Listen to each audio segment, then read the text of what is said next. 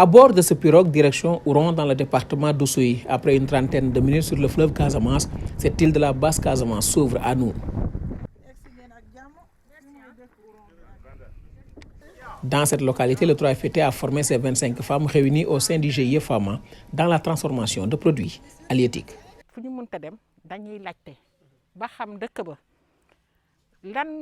Nous nous sommes d'abord informés sur les produits à transformer sur l'île.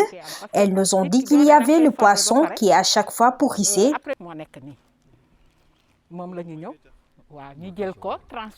C'est ce poisson qu'on a transformé pour en faire du poisson séché avec du sel et même sans sel aussi, et les mettre dans des emballages. Grâce à cette formation aussi, les écailles des poissons sont utilisées comme aliments de bétail.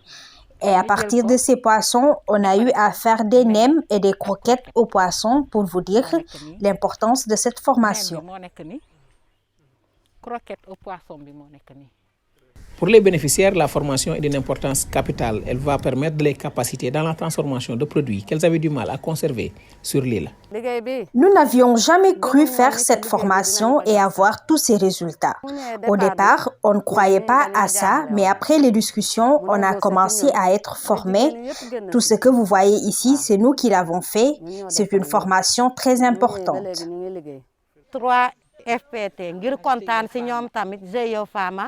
Nous, femmes du GIE Fama, sommes très contentes de participer à cette formation du 3FPT.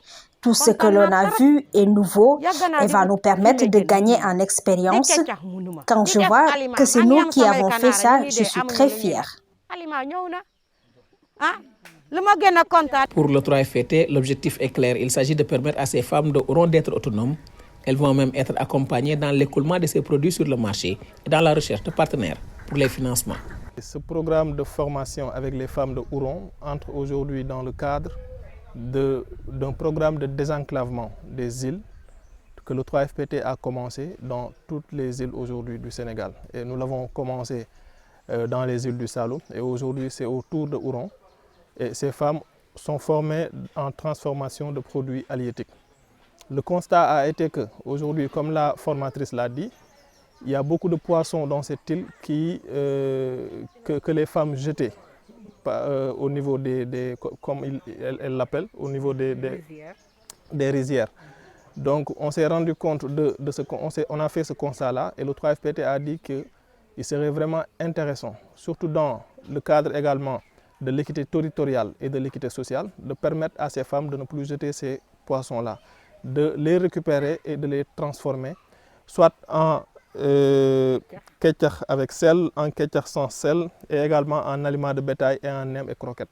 Donc vraiment, c'est une formation très importante pour ces femmes-là qui leur permettrait aujourd'hui d'entrer dans ce qu'on appelle aujourd'hui l'autonomisation des femmes, qui est un programme phare également de l'État pour permettre à ces femmes d'accéder à de plus grands marchés.